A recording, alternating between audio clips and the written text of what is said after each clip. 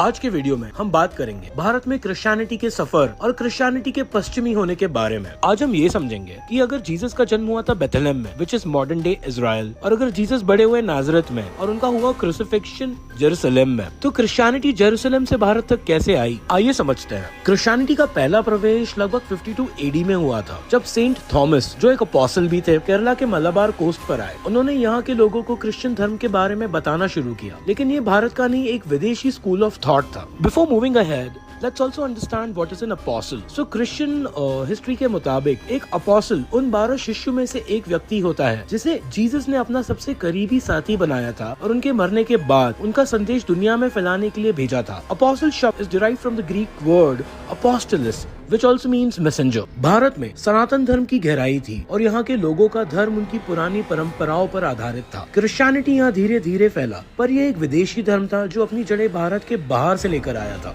इस प्रकार क्रिश्चियनिटी का भारत में प्रवेश एक विदेशी प्रभाव था, जबकि भारत के अपने धर्म यहाँ के लोगों की जीवन की एक गहरी और पुरानी पहेली थे। तो ये कहना गलत नहीं होगा कि क्रिश्चियनिटी का सबसे पहला प्रचार इस देश में हुआ था सेंट थॉमस अपोस्टल के थ्रू। फिर आए हमारे देश में पोर्चुगीज और फिर ब्रिटिश। अब हम देखते हैं किस प्रकार पोर्चुगीज और ब्रिटिश रूल के दौरान क्रिश्चियनिटी ने भारत में अपना प्रभाव बढ़ाया। 1498 में वास्को ड गामा गोवा के तट पर पहुंचे और यहाँ क्रिश्चियन धर्म का प्रचार प्रारंभ हुआ। सेंट फ्रांसिस जेवियर, जो 1542 में गोवा आए, उन्होंने क्रिश्चियन धर्म को यहाँ के लोगों तक पहुँचाने के लिए बहुत बड़े पैमाने पर प्रचार किया। गोवा में कई लोगों को जबरदस्ती क्रिश्चियन बनाया गया और हिंदू मंदिर तोड़ दिए गए। Basically, what we are talking here is that of forceful conversions. The Portuguese marched in with their advanced weapons and battalions and started colonizing India. British Raj के दौरान भी 17th and 18th centuries में क्रिश्चियन मिशनरीज ने अपना प्रचार भारत के कई हिस्सों में किया। बंगाल, तमिलनाडु और आज के बांग्लादेश जैसे क्षेत्रों में भी जबरदस्ती के कन्वर्जन हुए। ये प्रचार कभी सामाजिक सुधार के नाम पर था, लेकिन अक्सर ये जबरदस्ती भी होता था, जिसमें लोगों को क्रिश्चियन बनने के लिए दबाव डाला जाता था, जैसे कि एजुकेशन एंड हेल्थ के नाम पर सुविधाएं देकर। इसके विपरीत भारत का अपना धर्म, सनातन धर्म, अपने गहरे रीति रिवाजों और आध्यात्मिक प्रथाओं के साथ यहाँ सदैव बना रहा। ये धर्म भारत का अपना था और आज भी लोगों के जीवन का हिस्सा है। तो ब्रिटिश राज के दौरान